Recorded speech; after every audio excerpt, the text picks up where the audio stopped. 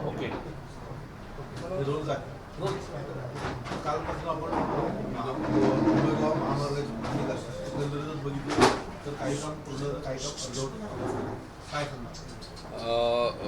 पहिलं तर आपल्याला सगळ्यांनाच माहिती आहे की या महामार्गाचं काम हे साधारण 2010 पासून सुरू झालं आणि बऱ्याच गोष्टींमुळं हे काम थोडं रखडत आतापर्यंत आज जी परिस्थिती आहे किंवा जी स्टेज आहे इथपर्यंत आलेलं आहे। या कामाबद्दल आणि मुंबई गोवा महामार्गाचं काम लवकरात लवकर पूर्णत्वाला जावं म्हणून स्वतः गडकरी साहेब आणि स्वतः मुख्यमंत्री देवेंद्रजी फडणवीस फार बारकाईनं या सगळ्याच्यावर लक्ष ठेवून आहेत। परवा पण आपल्याला कल्पना आहेच की कोल्हापूरला जाताना गडकरी साहेबांनी पण हवाई दौरा या विभागाचा करून जी कामं या परिसरामध्ये नॅशनल हायवेची चालू आहेत ती त्यांनी पाहणी करून ते कोल्हापूरला गेले। आणि सगळ्यात महत्त्वाचा विषय की आता या मे एंडच्या आधी, कारण साधारण मे नंतर आपल्याकडं कोकणात पाऊस लवकर चालू होतो इतर राज्याच्या हे, कारण त्यामुळं आमचा प्रयत्न हाच आहे की नॅशनल हायवे आणि PWD या दोन्ही विभागांकडे जी कामं आहेत या दोन्ही विभागांचं योग्य कोऑर्डिनेशन ठेवून मे एंडपर्यंत या मुंबई गोवा महामार्गाचं काम बऱ्यापैकी पूर्णत्वाला गेलं पाहिजे आणि तशी आता परिस्थिती आहे ती जाईल। काही ठिकाणचे थोडी बांधकामं वगैरे मागं राहतील, प्रामुख्यानं इंदापूर माणगावचा जो बायपास आहे त्याचं एक थोडं काम मागं राहील। दुसरं म्हणजे आपल्या इथं पण आल्यानंतर मला वाटतंय हां म्हणजे आरवलीपासून ते संगमेश्वरच्या इथं जे मला वाटतं आता ते म्हात्रे म्हणून कॉन्ट्रॅक्टर काम करतात त्यांचं एक आहे, तर त्यांना पण आम्ही काल सूचना केल्या की तुम्ही माणसं वाढवा। मला वाटते संगमेश्वरच्या इथल्या पुलाचं काम थोडं संत गतीनं चाललंय, त्या पण सूचना काल दिल्यात की पावसाळ्याच्या आधी जे काम म्हणजे त्याचे पिलर्स वगैरे जे वर आणणं गरजेचं आहे, जे पुढं पावसाळ्यामध्ये करता येणार नाही, तर त्या कामावर त्यांनी फोकस करावं आणि ते त्यांनी वर आणलं पाहिजे किंवा त्याला आता काय लागेल ते त्यांनी मशिनरी कर्मचारी वगैरे लेबर वगैरे ते त्यांनी उपलब्ध करावं। थोडं त्यांचं आणि त्यांचे जे कन्सेशनर आहेत त्यांचं थोडं काही पेमेंटचे विषय आहेत, पण आम्ही त्या दोघांना सांगितलं होतं तुमचा विषय डिपार्टमेंटला आणि हे प्रवाशांना त्याच्याशी काय आमचं कर्तव्य नाही, तुम्ही तुमचे विषय जे आहेत ते तुम्ही सॉर्ट आऊट केले पाहिजेत।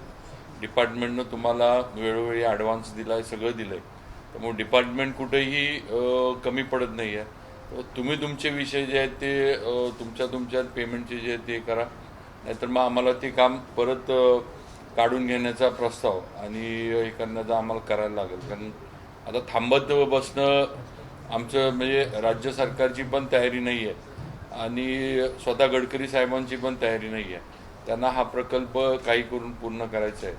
आणि बऱ्यापैकी म्हणजे माझ्या ह्यानं एक तर आमचा प्रयत्न आहे की पावसाळ्याच्या आधी, म्हणजे महत्त्वाचा विषय आपला कधी येतो गणपतीमध्ये, ज्यावेळेला आपली मुंबईकर मंडळी जी आपल्या इथले ती गणपतीला इकडे येतात आणि त्या ह्याच्यामध्ये बऱ्यापैकी पाऊस इकडं असतो, त्यामुळं त्यावेळेला काम काहीच आपण करू शकत नाही। गणपतीच्या दृष्टीनं मे एंडपर्यंत जे जे करणं गरजेचं आहे, ज्या ठिकाणी समजा एखादं बांधकाम पुलाचं वगैरे जर होत नसेल, समजा काही तांत्रिक गोष्टी अडचणी आल्या धरून चालू आपण, तर त्या ठिकाणचे रस्ते जे आहेत सर्व्हिस रोड वगैरे हे वाहतुकीच्या दृष्टीनं क्लिअर राहिले पाहिजेत। म्हणजे खड्डे त्याचं जे काही असेल त्याचं डांबरीकरण करणं, कॉन्क्रिटीकरण करणं जे काय असेल ते या सर्व म्हणजे अधिकाऱ्यांनी पण लक्ष घालायच्या सूचना दिल्यात की मे एंडपर्यंत जिथे जिथं कामं अडकतील तिथले रस्ते जे आहेत ते वाहतुकीसाठी सुरळीत करून ठेवले पाहिजेत, म्हणजे वाहतुकीचं फ्लो तरी ट्रॅफिकचा चालू राहील आणि बाकीचं जे आहे ते त्यांनी पावसानंतर जे आहे ते पूर्ण करावं. हा पूर्ण रस्ता कधीपर्यंत या वर्ष अखेरपर्यंत आता माणगाव आणि इंदापूरचं जे आहे त्याचं आता एकच आहे की त्याचं टेंडर साधारण फेब्रुवारी एंडपर्यंत ओपन होईल आणि नवीन एजन्सी कोण येते ते फेब्रुवारी एंडपर्यंत आपल्याला कळत. तर त्याला एक 11 महिन्याची मुदत तिथून पुढे आहे. तर माणगाव इंदापूरचा एक विषय थोडा वर्षभर पुढं जाईल अजून, काय ते बायपास करायचा. तर बाकी बहुतांशी कामं आता आपला टनल जो आहे तो साधारण मार्चपर्यंत आपण दुसरी बाजू जी आहे ती ओपन करतोय. त्याचं पण फक्त आता लाईटचं आणि काय म्हणायचं आतलं डक्टिंग जे व्हेंटिलेशनचं आहे तेवढंच काम राहिलेलं आहे. त्यामुळं तो टनल पण मार्चच्या पहिल्या आठवड्यापर्यंत दुसरा जो आहे तो पण ओपन होतोय. टनलला ना गळती लागलेली आहे, ही गळती थांबवण्यात प्रशासन नाही त्याचा आता काल पण तो विषय आपण म्हटला काही लोकांनी तिथं पण टनलची पाणी केली. तर त्याचं पण अधिकाऱ्यांचं म्हणणं आहे की जिथं जिथं जुन्या टनलला थोडी गळती होती ती आपण काढली आहे.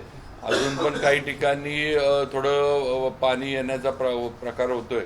पण त्याला पण त्यांनी नवीन काही टेक्नॉलॉजी वापरून हे करता येते का त्यांनी केलं. पण थोडं असं काय मर्यादेच्या बाहेर आहे वगैरे असं नाही. थोडं त्यांचं म्हणणं आहे की वरच्या बाजूला काही गावांच्या विहिरी होत्या, म्हणजे काही ठिकाणी त्यांचं म्हणणं आहे की बोरवेल्स होते. थोडं ते पाणी पण त्यांचं म्हणणं आहे की जरा झिरपून त्या टनलमधनं येते. पण त्यांचं मला जे दिलं की आपलं काय ते IIT वाल्यांकडनं पण त्यांनी सर्वे करून घेतलाय. गळती बंद झाली पाहिजे याबद्दल पूर्ण प्रयत्न चाललाय. पण जे काय परमिसेबल लिमिट असतं तेवढ्यामध्ये ती आहे.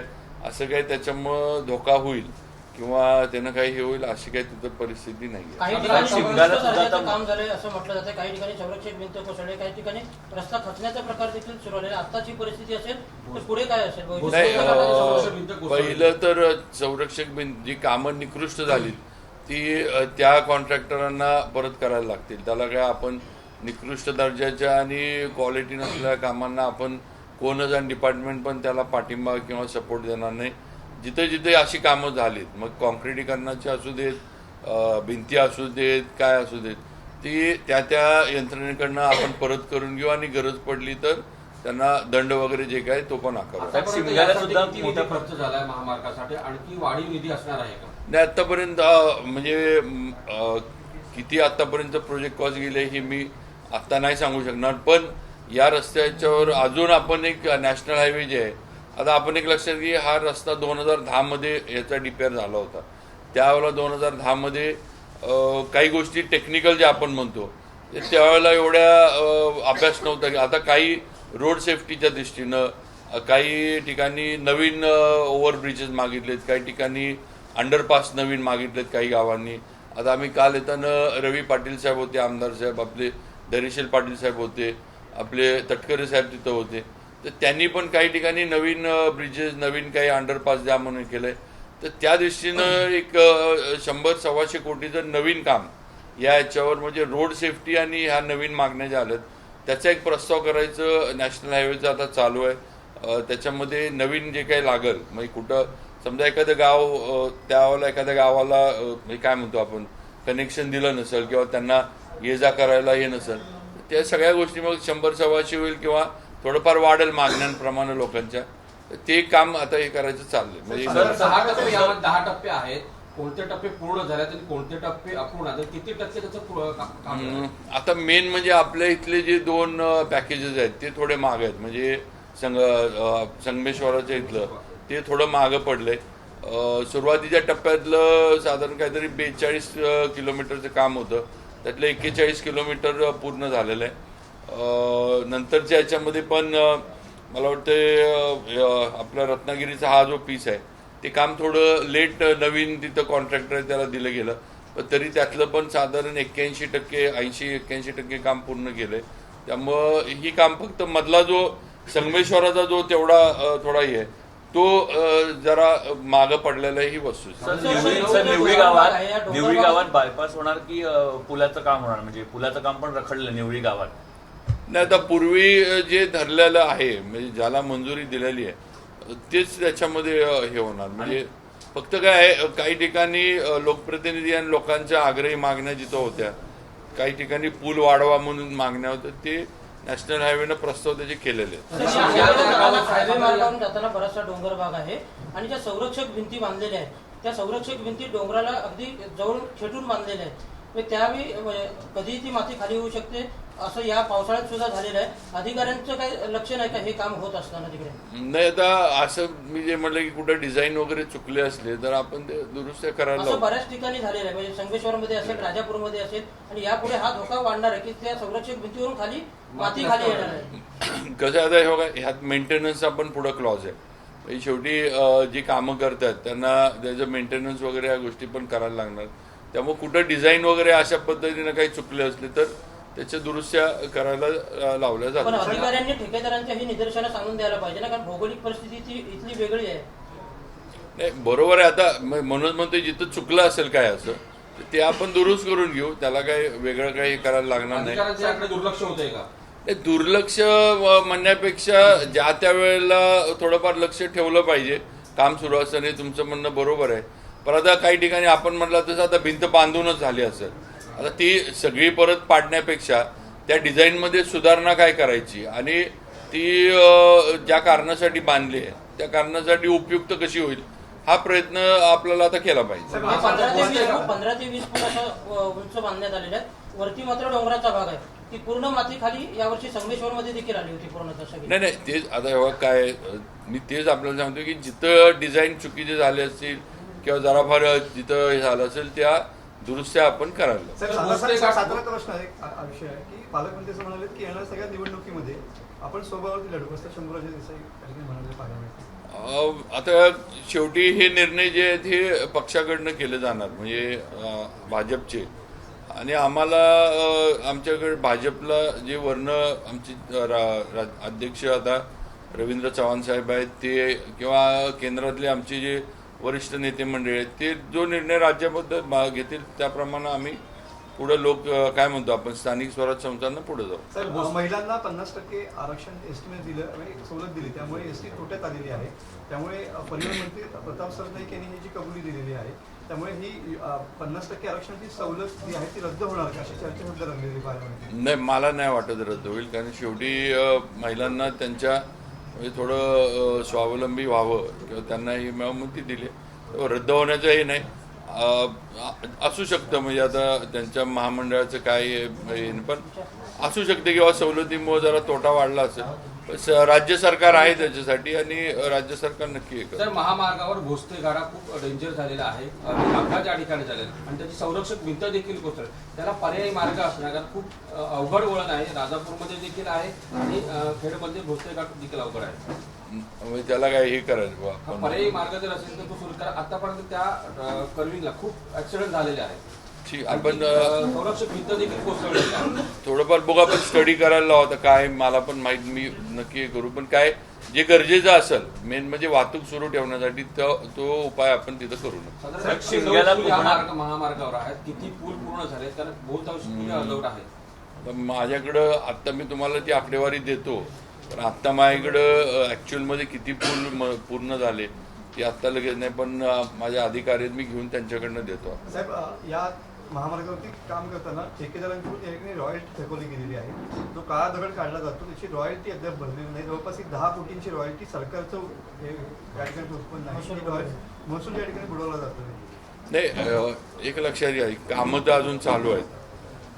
ठेकेदारांची काय कामं चालू असल्यामुळे मला वाटतं फायनल बिलं वगैरे असं काही झालेलं नाही. त्यामुळे असं काय बुडवून ते कुठं निघून गेलं असं नाही. अजून पण त्यांचं बिलिंग वगैरे आहे, कारण अजून कामच अर्धवट आहेत. त्यामुळे अजून बिलिंग वगैरे जे काय त्यांचं होईल त्यावेळेला रॉयल्टीचा निर्णय होईल. त्याच्या पुढच्या ह्याच्यातनं पण रॉयल्टी जी असेल ती वसूल करायचं ठरलं तर वसूल करू शकेल.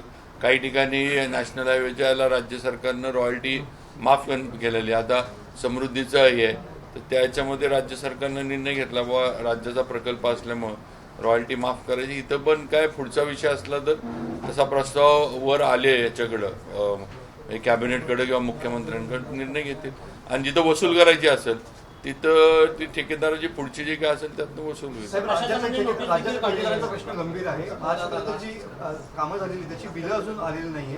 जवळपास रत्नागिरीमध्ये सुद्धा 250 थोडं आता काय झालंय, थोडं म्हणजे राज्यातल्या ठेकेदारांच्या बिलाचं आहे, पण आलंय म्हणजे होईल काय तर त्याच्यात. आता मध्ये आम्ही थोडाफार निधी फायनान्सनं दिल्यावर आम्ही उपलब्ध करून दिला. राज्यात समसमान प्रमाण आपण वाटलेलं आहे आणि पुढं पण होईल. मार्चपर्यंत बऱ्यापैकी आपण क्लिअर करू. साहेब, अवघ्या 15 दिवसांवर शिमगा उत्सव आलेला आहे. कोकणात आता शिमगा उत्सवासाठी भाविक येणार आहे, तर तो कसेडीचा बोगदा आहे तो दुसरा त्यासाठी चालू खुला होणार का? तर आता माझ्या काल जे आम्हाला मार्चपर्यंत तो ब्रिज बोगदा जो आहे तो खुला होऊन जाईल. एबीपी माझा, उघडा डोळे बघा नीट.